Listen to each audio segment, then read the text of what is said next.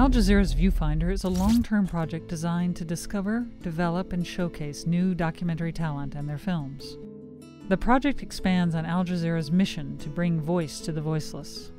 Each Viewfinder project takes place in 3 stages.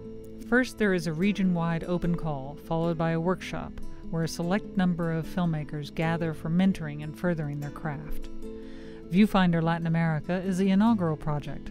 From this workshop, 6 films were commissioned that reflect the ongoing transformation of Latin America.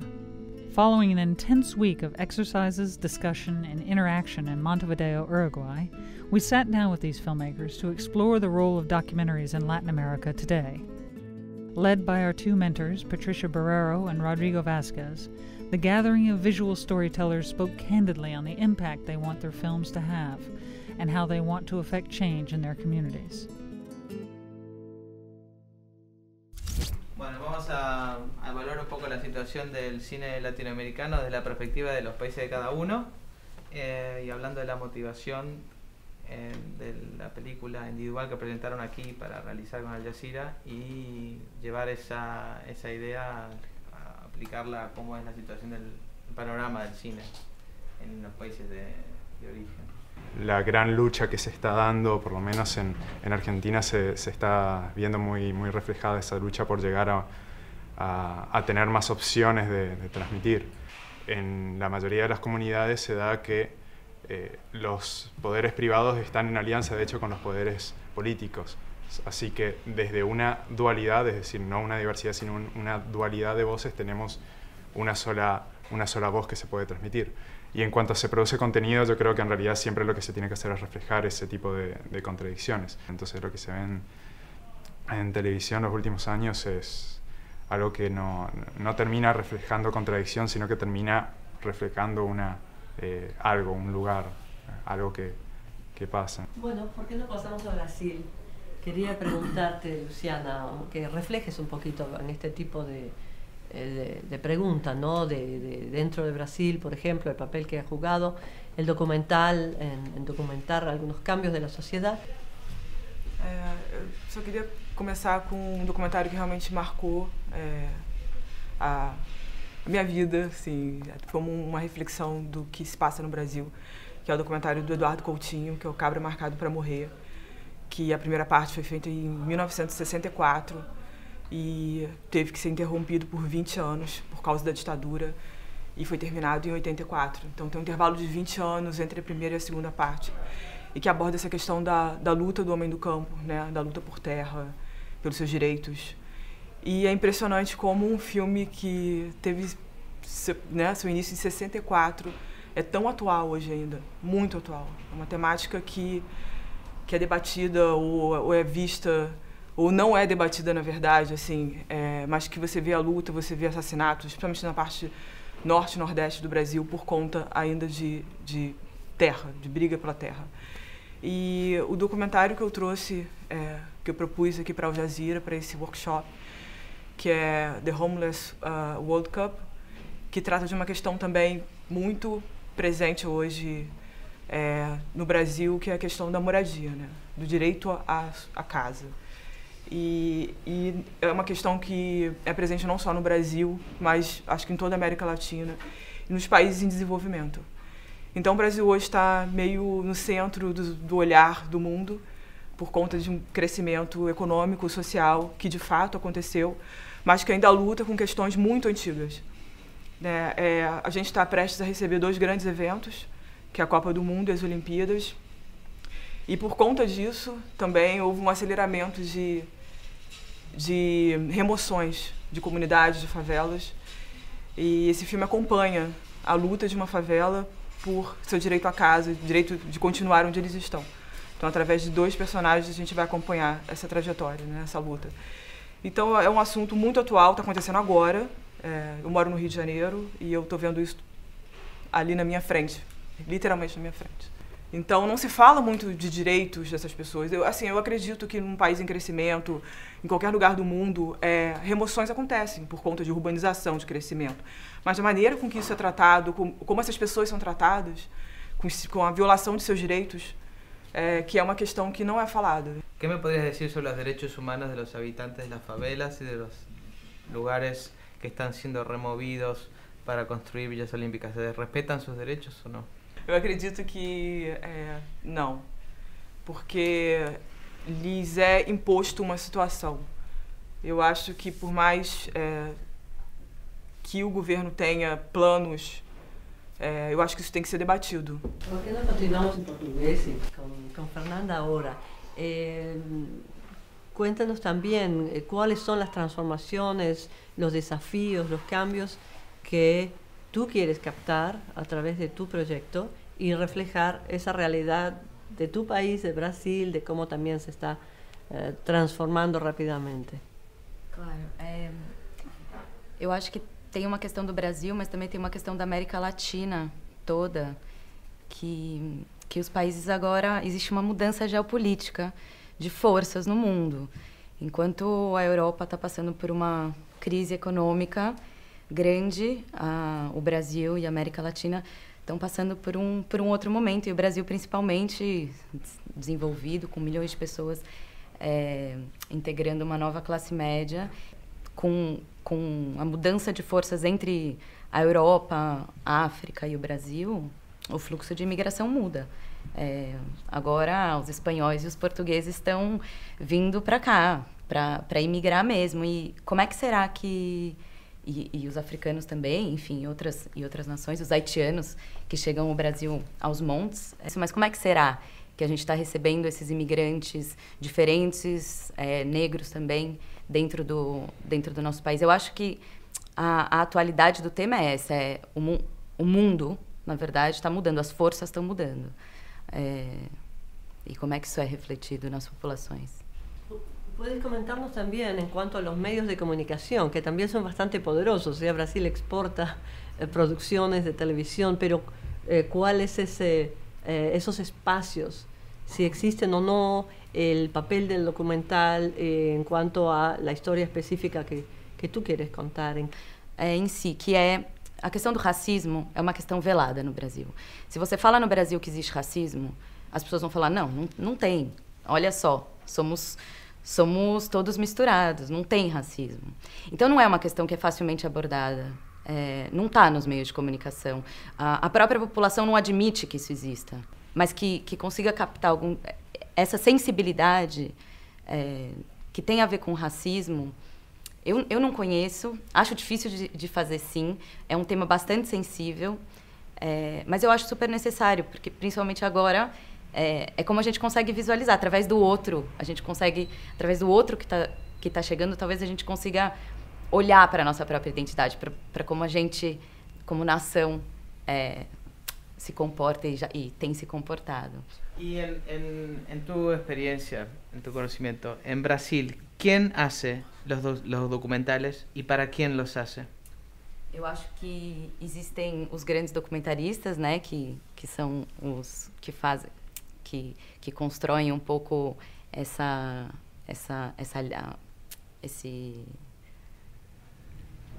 esse conteúdo. E depois eu acho que são as pessoas que têm um interesse genuíno, mas eu acho que eles fazem para um público específico, que já é predisposto, que já gosta disso. Porque eu tenho a sensação que o público brasileiro ainda não está muito preparado para absorver esse tipo de conteúdo, histórias individuais, histórias mais calmas. Só um adendo, assim, os documentários hoje que chegam ao cinema, que fazem sucesso, que tem público, são documentários musicais, de figuras, de cantores, que são super interessantes, porque também através da história deles, você passando pela ditadura, você tem algumas, né, uns glances assim da sociedade brasileira. Só que digamos, históricamente Brasil estuvo en la vanguardia del nuevo cine latinoamericano gracias a cineastas como Glauber Rocha, que comenzaron haciendo documentales como Barañao 66. ¿Qué pasó con la función política del documental en Brasil? Eu acho que a função política existe ainda, assim. Eu acho que ela tá, mas ela tá menos aparente. Nesse sentido, o Brasil evoluiu muito. A gente tem documentários bem politizados e ainda ativistas, mas eu acho que a gente hoje aprendeu também a contar histórias que tenham um cunho político, mas que não sejam totalmente ativistas. E acho também que abriu-se espaço para contar a história do homem comum. Luciana, acorda com isso? É muito difícil você conseguir ter um tipo de filme como o meu ou da Fernanda aprovado nesses editais. Eu acho muito difícil. Não é o que eles querem que vá, porque eles sabem que é difícil, inclusive, ter um público grande para esse tipo de filme ainda no Brasil.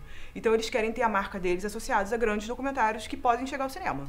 Então é mais fácil ter aprovado um documentário sobre algum artista brasileiro que vai ser bem contado, que vai ser bacana e tal, do que ter do que eles investirem dinheiro em filmes mais sociais. É difícil. Paola, ¿nos podrías hablar un poco de qué te motivó a presentar el proyecto que trajiste al workshop de Al Jazeera y cómo se relaciona eso con la situación del cine documental boliviano? Bueno, la tradición de cine en Bolivia, tal vez como en muchos de nuestros países, ha nacido y sigue siendo muy, muy político. O sea, todo el cine que se cuenta es muy político. La tradición de documentales en Bolivia es casi inexistente.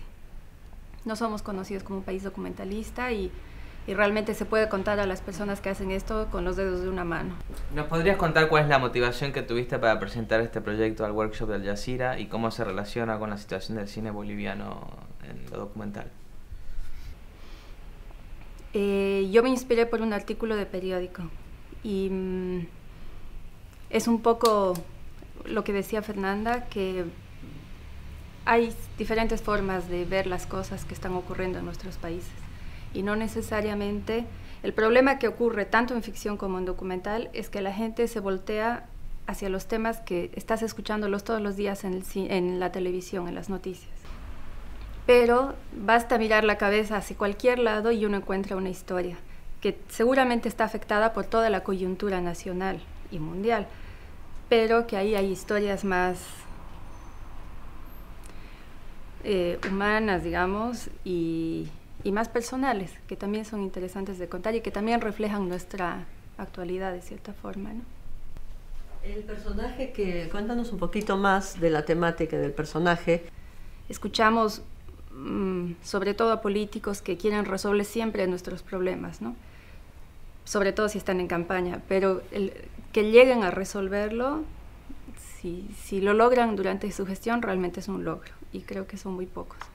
Entonces, encontrar a una persona que hace un proyecto totalmente individual, sin busca de reconocimiento general, digamos, o que le den una medalla, la llave de la ciudad, cualquiera de esas cosas, a mí me llama la atención. Y ese es un poco lo que quiero reflejar, ¿no? ¿Y te parece que el cine documental suele retratar las vidas de personajes como Ingrid o no? ¿En mi país? Sí. No. ¿Por qué? Porque yo creo que nuestra tendencia, tal vez natural, es eso, contar historias que son, por decirlo de alguna forma, más vendibles, ¿no? Cosas que la gente escucha generalmente, las escuchan en las noticias o de boca en boca, temas como más generalizados. O sea, iniciativas personales o una historia individual específica es mucho más difícil verlo. Me gustaría ahora pasar a Alfonso, porque estábamos hablando de quiénes son los protagonistas en los medios y a través del documental, y tu proyecto en particular cruza fronteras e incluso nos obliga a elevar la mirada y a ir más allá de las realidades geográficas inmediatas. Entonces, para continuar esta misma conversación, pero con el enfoque en tu proyecto, en estos protagonistas que tú vas a elegir y enfocar, por favor. A mí lo que me parece, dentro de las múltiples facetas que puede tener mi proyecto, si hay algo que me parece interesante es que se da esta situación, ¿no?, en donde, entre comillas, tenemos una pareja de idealistas que quiere compartir conocimiento y trabajar con los sectores excluidos y desde su lugar aportar a que este continente sea un poco menos injusto. Pero ese es el punto de partida de la propuesta. En realidad, lo que a mí me parece interesante es que el conocimiento que es realmente importante en la historia no es el que ellos llevan, sino el que ellos encuentran. Ese punto de encuentro también tiene mucho que ver con dónde ponemos la lente, ¿no? Porque constantemente muchos de los protagonistas de nuestros documentales son efectivamente gente idealista que quiere cambiar el mundo, entre comillas, ¿no? El tema es que con eso, con las buenas intenciones, no alcanza ni para hacer un documental ni para cambiar el mundo. A mí me gustan las historias en donde encontramos estos protagonistas que una vez que accionan, que una vez que intentan, se encuentran con que la realidad es mucho más compleja y mucho más contradictoria. ¿Te parece que el cine documental argentino está reflejando estos personajes que accionan para producir una transformación social o política en su comunidad o no? Sí, digamos, si hacemos una generalización, sí, digamos, constantemente se eligen este tipo de personajes. Aparte, el documental social incluso es en este momento lo que más se financia en Argentina, ¿no? Pero el tema, una vez más, no es los temas que elegimos, sino cómo los tratamos. Como realizador, digamos, si no sos sensible a la realidad latinoamericana, incluso a la realidad local, no tenés que hacer documental, tenés que ir a trabajar a un banco. Nosotros en Latinoamérica creo que tenemos el honor de ser parte de una historia en donde tantos documentalistas y tantos realizadores han dado literalmente la vida por cambiar este continente. Y creo que algunos de mis contemporáneos honran esa tradición. ¿Vos decís que en Argentina se produce mucho cine? Sí. Sobre los excluidos, hay mucho cine social, pero ese cine que se produce mucho, ¿es visto por una gran cantidad de la población y de la audiencia? ¿O te parece que hay mucha producción y poca audiencia para este cine? ¿Cómo es la situación?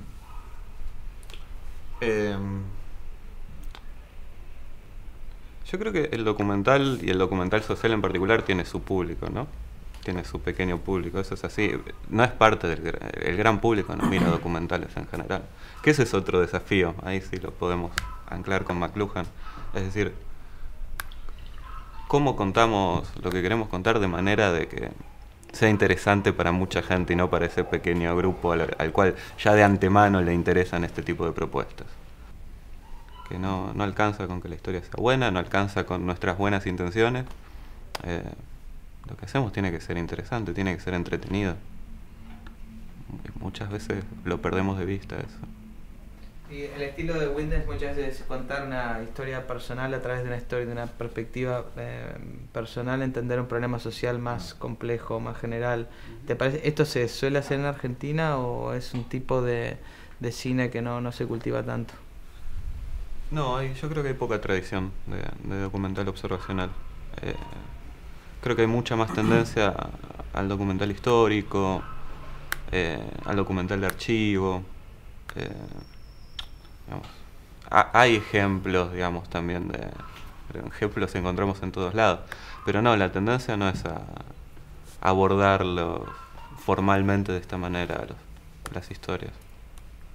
Seguimos con Colombia. A ver, Manuel, si podés reflexionar sobre estos mismos temas. En Colombia creo que el caso es que primero no hay un espacio en televisión para documental claramente, o sea, hay muy poco, ¿sí? Y solamente está como en un canal público donde hay algo de documental, pero no es fuerte porque no tiene tampoco la plataforma como para extenderlo como debería ser, o sea, para llegar a la gente como debería llegar. Y entonces como que en realidad es débil el campo documental, por lo menos en la medida en una medida social, ¿sí?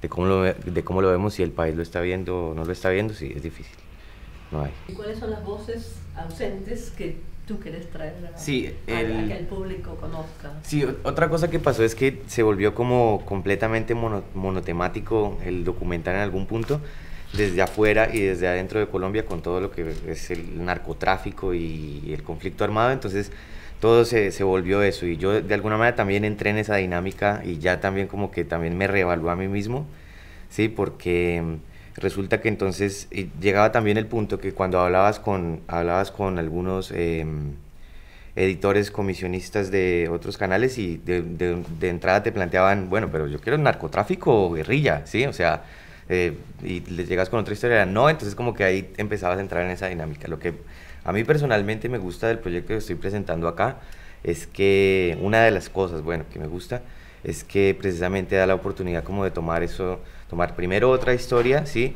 Y segundo, tampoco es tomar la historia desde esa perspectiva global de un conflicto social, sino que nos estamos yendo a la historia de una mujer, ¿sí? Y de cuál es el conflicto de esa mujer, ¿sí?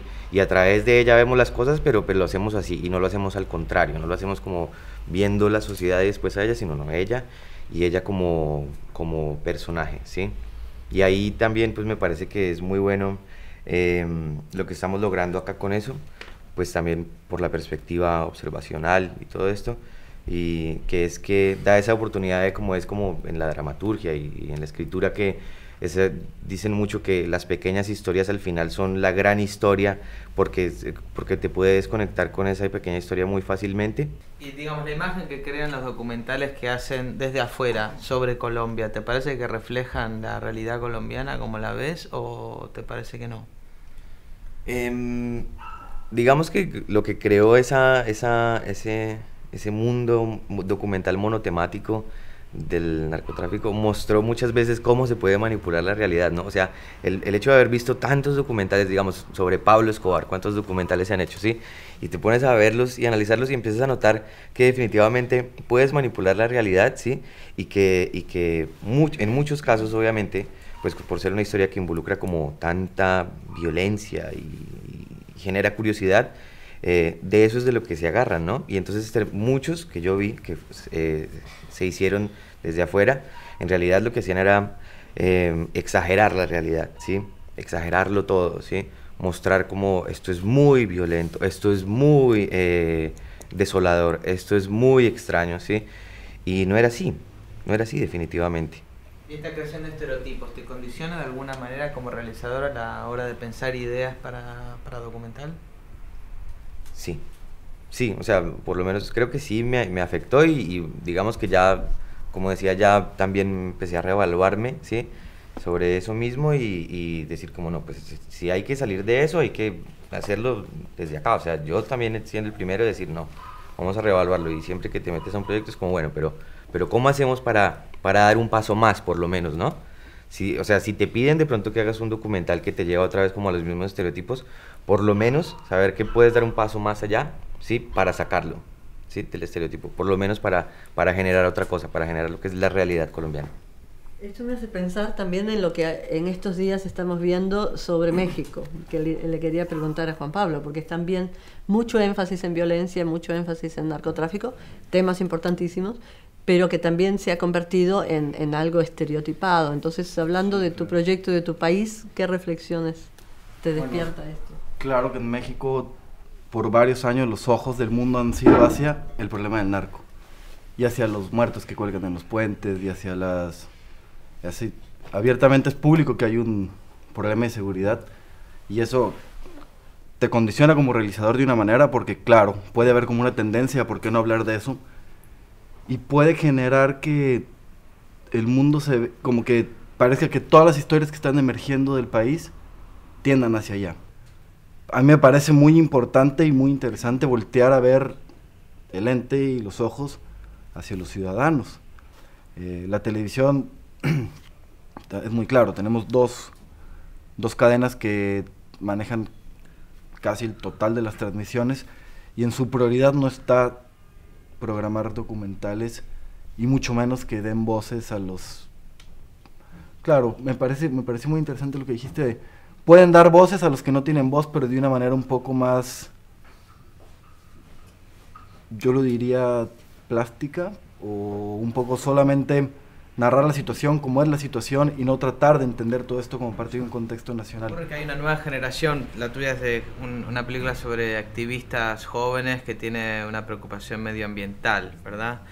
Esta nueva generación tiene otro tipo de uso de la tecnología en su activismo. Esto, si lo relacionas, por ejemplo, a los activistas de la Primavera Árabe que filman donde hay en estos lugares una censura muy grande y sin embargo salen los contenidos en las plataformas de internet. Para mí es súper interesante porque creo que formo parte de ella, que es la tecnología es mucho más amable y mucho más alcanzable, y eso creo que es bien interesante porque de cierta manera lo que empezó como un espacio aislado ahora ha tomado mucha fuerza, está dando una voz a las partes de la sociedad en donde no había.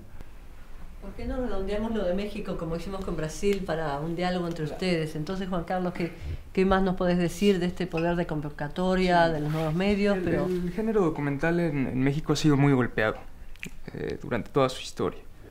Me parece que los temas que han tratado los documentalistas en México, estos temas de fraudes electorales, de guerras de Chiapas, de indígenas, de muertes, ha condicionado la gran difusión del documental. Las televisoras están totalmente cerradas para este género. Hace mucho tiempo que el gobierno ha controlado hasta la última coma que se pone en las televisoras, ¿no? Hay mucho público, por supuesto que hay mucho público, pero hay poca difusión y la censura es muy grande, ¿no? Pero no es tanto la censura, es más bien la autocensura por esa misma historia, por esos golpes que ha sufrido. ¿Pasamos a otro país? Sí, como no, tal vez de este lado mejor, Venezuela, Jorge Rengifo. Contanos qué te motivó a proponer tu película y cómo se relaciona con la situación general del documental en tu país.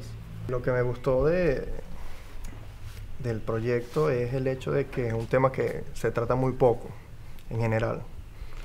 El tema de la discapacidad no es un tema muy común en los medios. Y la manera como se aborda ese tema es una manera sensacionalista. Creo que es una manera poco elegante de presentar ese problema que es tan sensible en una sociedad. Lo que me gusta de esta convocatoria es el hecho de que hay cierta libertad para hacer este tipo de ideas, para exhibirla. Y decime, el proceso político que ha tenido lugar en Venezuela en los últimos años, con Chávez al gobierno, ¿ha cambiado en algo la difusión de documentales en la televisión y la llegada de documentales a la población en general, a la audiencia, o no? ¿O es igual que antes? No, sí ha cambiado significativamente por lo que mencionaba, cuando los medios de televisivos públicos, el cambio es totalmente distinto. De hecho, ahora tenemos más televisoras públicas. Afortunadamente, el venezolano está retomando la silla. Estamos viendo nuestro cine. Eso es algo muy positivo. Queremos ver también nuevas temáticas. Por ejemplo, yo como espectador quiero ver nuevas temáticas de los realizadores, ¿no? Nuestro cine se enfocó mucho en violencia. Ese fue algo que nos caracterizó por mucho tiempo. Ese era el único cine que se hacía. Afortunadamente, un tiempo para acá se viene haciendo ya, estamos cambiando ya las temáticas. Y eso me parece algo muy positivo porque invitas al espectador a ver. Ahora, ese es en el cine de ficción, pero en documental creo que es el mismo reto que tenemos acá, que no existe, digamos, tampoco ese público, ¿no?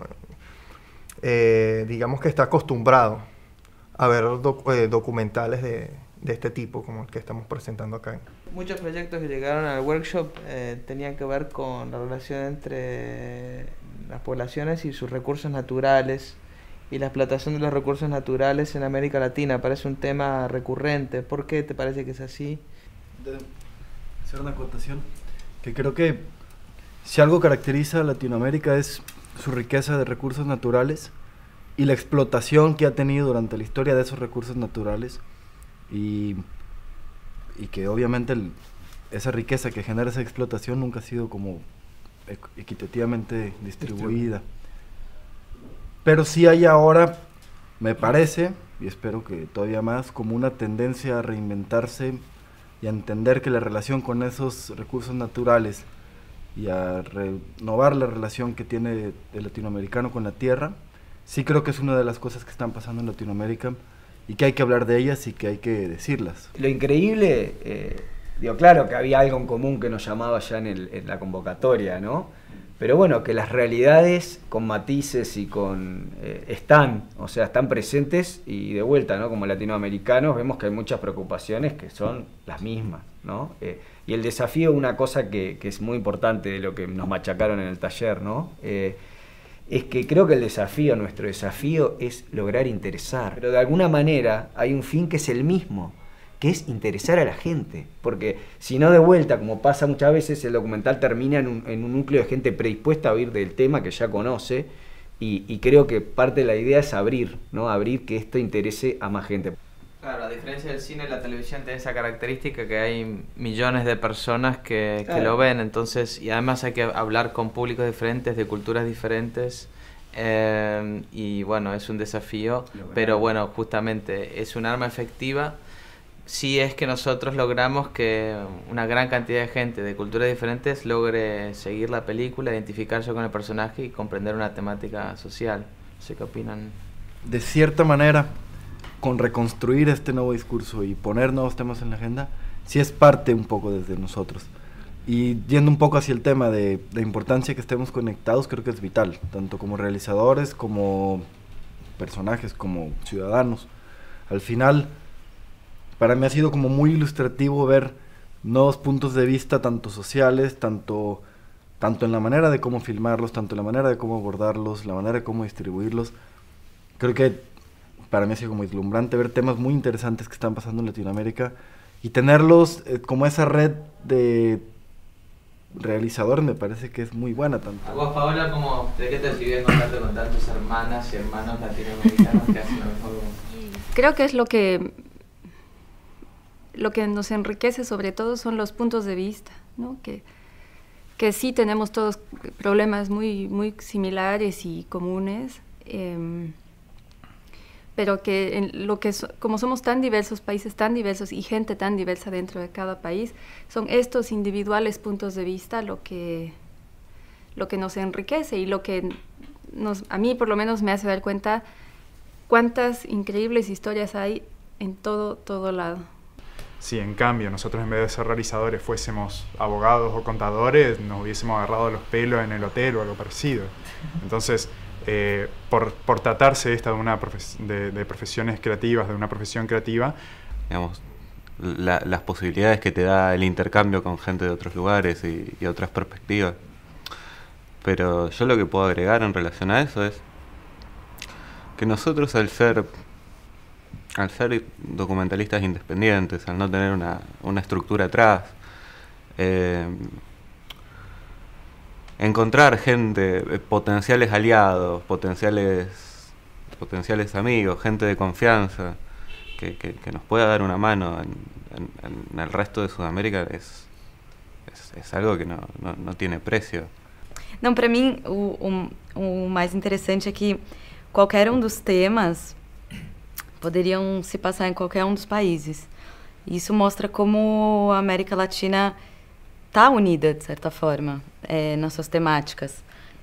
O projeto dele podia estar no Brasil, o meu talvez pudesse estar na Argentina. E o mais interessante é que os temas poderiam ser de qualquer país, é só a mirada, é só o olhar que você dá e que tem a ver, portanto, com a sua própria cultura. Então, como a gente conta cada história, tem a ver com o nosso próprio background, né, com a nossa própria história. E é isso, para mim, que é o mais interessante, é como cada pega esse tema que podia ser de qualquer lugar da América Latina e conta sobre a ótica do seu próprio país. E também, eu acho que, para mim, eu fico muito feliz de ver que essa é a janela latino-americana, é real, é coerente, é contundente, faz sentido. Então, nesse sentido, eu acho que, como latino-americana, fico muito contente com o resultado. Lo que me generaba a mí esta conversación es que si hay una cosa que tenemos que aprovechar es que nosotros podemos ser países diferentes, pero culturalmente tenemos una comunicación, o sea, nos entendemos a la perfección todos, ¿sí? Y eso es lo que tenemos que aprovechar más, ¿no? Sí, bueno, retomando el tema, sí, me parece que estos lazos que hemos hecho aquí con países hermanos de América Latina me parece muy positivo. Lo que comentaba el compañero Alfonso de esos lazos de futuros aliados para hacer proyectos por el hecho de nosotros ser cineastas independientes me parece realmente muy, muy positivo. Eso es algo que definitivamente, como él dijo, no tiene precio. Y tenemos, realmente creo que somos, que las problemáticas son similares y tenemos nosotros los latinoamericanos una manera muy parecida de ver esos problemas como sociedad. O sea, creo que no somos tan diferentes como pensábamos. Creo que somos muy, muy, muy parecidos. Bueno, yo la verdad que me voy feliz y nada, y haber encontrado como tanta energía en toda la gente que nos juntamos acá, es como que te hace irte lleno de esperanza, ¿no? De decir, bueno, estamos todos trabajando y poniendo por algo que bueno, que creemos que es lo bueno y lo lindo. No sé si eso existirá o no, pero por lo menos es lo que nosotros queremos, ¿no? De poder mirar un poco hacia adentro de uno y bueno, y a través de lo que uno siente y lo que va sintiendo la gente con la que uno se va juntando, tratar de empujar para donde queremos estar, ¿no? Me parece que hay mucha energía en Latinoamérica y no solo energía de recursos naturales, como dijimos, sino energía humana que mientras más unida esté y mientras más sea, probablemente todo sea mucho mejor. No, pues un placer, ¿no? Encontrar aliados que están preocupados por problemáticas muy similares, ¿no? Rodrigo, los que han venido de tan lejos, y el equipo uruguayo de Doc Montevideo, así que gracias a todos. Obrigada. Listo.